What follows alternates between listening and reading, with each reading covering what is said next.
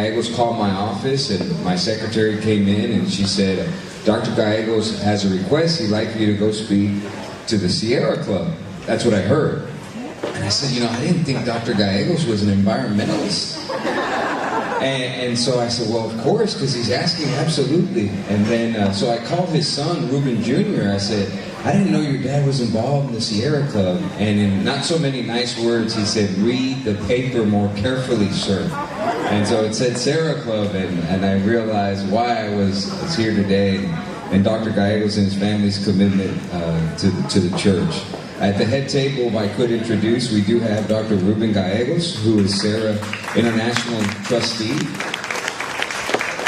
Father Juan Pablo Davalos, Catholic Diocese of Brownsville, Director of Vocations. Our Bishop, Daniel Flores. Thank you, Bishop, for being here today. Jesse Gallegos, President of the Harlingen Sierra Club. And Dolores Gomez, District Governor of the Sierra Club. Thank you.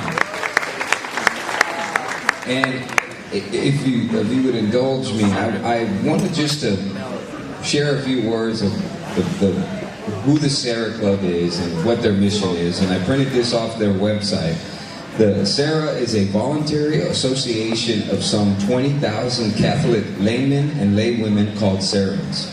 Each Sierran is a member of the local Sierra Club, sanctioned by the Ordinary of Diocese in which Sierra Club is located. Since it was founded in 1935 in Seattle, Washington, USA, Sierra has chartered 1,109 clubs in 46 countries on 6 continents. Sierra's objectives and purposes are to foster and promote vocations to the ministerial priesthood in the Catholic Church, as a particular vocation to service and to support priests in their sacred ministry, to encourage and affirm vocations to consecrated religious life in the Catholic Church, to assist its members to recognize and respond in their own lives to God's call to holiness in Jesus Christ and through the Holy Spirit. We are here today to honor those who are in seminary and to encourage them to continue their training and their education, and to let them know that they have a wonderful support network of people who love them and support them and want them to finish their calling and to come and join the priesthood. And we have several people here today, and if I can just, as I call your name, stand up and be recognized. From Assumption Seminary in San Antonio, Texas, Victor Favela, Jose Garza, Leonel Rodriguez, and Juan Martinez. If you could please stand and be recognized.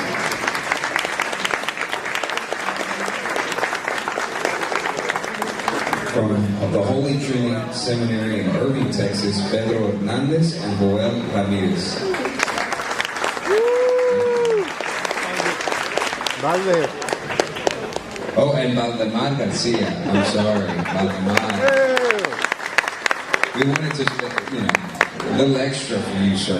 That's right. He doesn't mind extra. From St. Mary's Seminary in Houston, Texas, Derlis Garcia, Joel Flores, and Ernest Cuezi. Welcome. From Pontifical College in Josephinum, Columbus, Ohio, Joshua Carlos and Jesus Garza. Maybe that's why you were so excited.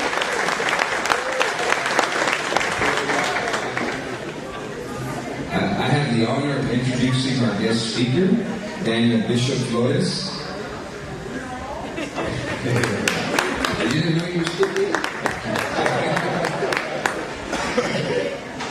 Daniel Flores was born of parents Fernando Javier Flores and Lydia Flores, whose families were from Zapata, Texas.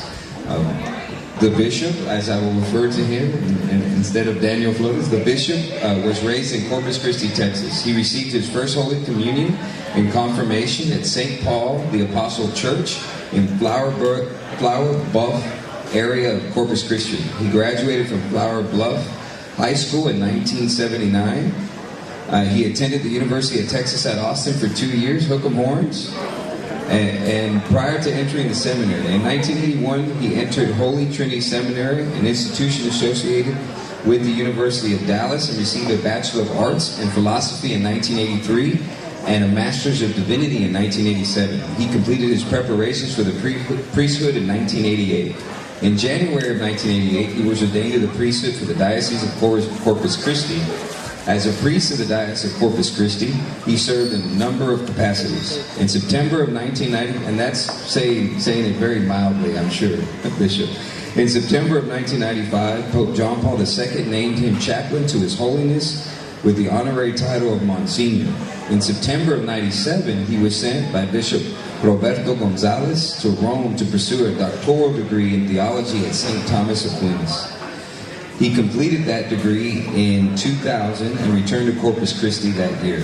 In August of 2001, he was sent to serve in the Archdiocese of Galveston, Houston, as part of the formation of faculty of St. Mary's Seminary and the teaching faculty at the University of St. Thomas. Bishop Edmund, I'm probably going to say this incorrectly, but Camardi, named him to serve as rector of Corpus Christi Cathedral in Corpus Christi, Texas in September of 2005. In October of 2006, Pope Benedict named him auxiliary bishop for the Archdiocese of Detroit in Michigan, where he did phenomenal work. On December 9, 2009, Pope Benedict appointed Bishop Flores as the 6th Bishop of Brownsville. He was installed on February 2, 2010 at the Basilica of Our Lady of San Juan del Valle National Shrine, and thus became the 3rd native Texan to serve the Rio Grande Valley as bishop. And Bishop, just sitting next to you makes me feel like I'm a better Catholic. So thank you, right before Christmas, that I get to take this beautiful joy home. Thank you. And without further ado, Bishop Flores. First of all, I want to say that I'm very grateful for what the Serra Club has been able to accomplish this evening, both in arranging the beautiful Mass and in arranging for this very, very fine reception and dinner. And so I think we should give the Serra Club a great round of applause. It takes a lot of work and a lot of coordination and a lot of details to be taken care of, and that requires just a lot of communication. And communication is one of the great... communication is one of those things that we talk about all the time as being very important, but to be honest, it's one of the most difficult things to accomplish, period. And especially in our overly technological world where we seem to be able to communicate with such ease with internets and telephones and cell phones that go with you wherever you go. Even if you go to the North Pole, somebody can probably call you because there's probably a satellite up there somewhere. And yet, how many times have you heard, oh well, I didn't get that message, or I haven't got, or I'll call back, and then you can see behind all technology are people who need to have the will to actually make the connection. And I think what we see tonight, what we saw during the Mass, is a great wealth of willingness to make the extra effort, to make the connection, to make things happen. Because it takes a lot of people to do a lot of things. So I'm very, very grateful for that.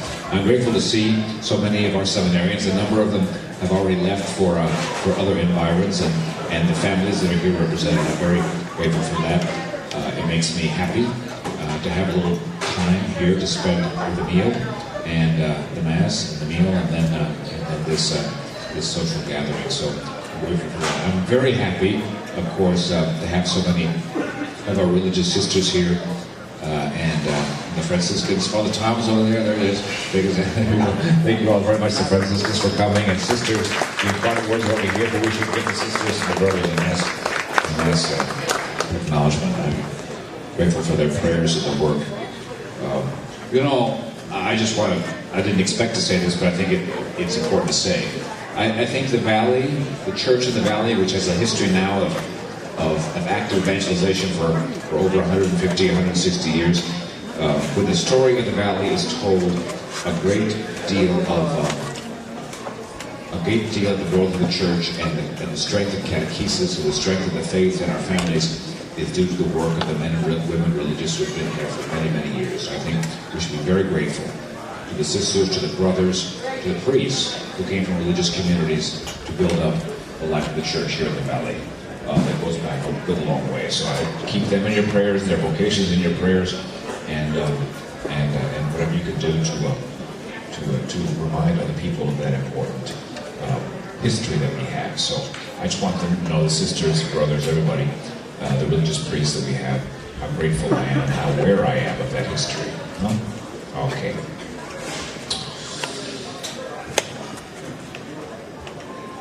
I'd like to offer a couple of remarks based on some things that have been on my mind lately, just by the way events turn. When was it? On Thursday night, this is the season for posadas, as you know. And I've been trying to hit different ones, but there was a posada that was celebrated by the young adult ministry in the diocese. They sponsored it. And what I did was, some months ago, at the suggestion of some very smart people, I appointed across the diocese, based on some applications I received, what are being called young adult ambassadors. And these are young men and women who are scattered throughout the diocese, from Brownsville and San Benito and Harlingen and Raymondville and all the way up to Rio Grande and all the places in between. And my task to them was to kind of go out and kind of give me a good sense as to what the church could be doing to reach out to young adults, because this is a big preoccupation for the church right now, because there are a lot of young adults who don't feel connected to the church, and by young adults we mean basically 18 to 35. I was hoping to kick that up to 50, but it doesn't quite get there. Anyway. But there are a lot of young adults who don't necessarily feel connected, and we have to find ways more imaginative. And the best way for us to know how to do that is to talk to young adults themselves. Because no program in the church works unless you have people behind it who know how to make and establish relationships with other people. That's the way it works in the church. No program, no perfect sort of, this is what, diagram, and it doesn't work unless you have people.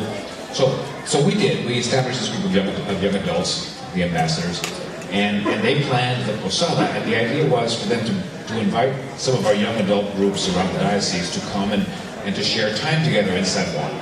We'd never done this before. But the idea was that one of the realities here in the valley is that we have a lot of very active parishes and young adults but they don't know each other because the diocese is spread out.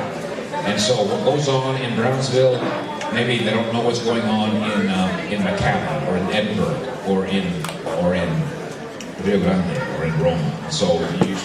And I was very, very edified and touched to see so many young adults, some of them married, most of them single, to come out. We had a packed sort of, that Mark Center in San Juan was packed. We had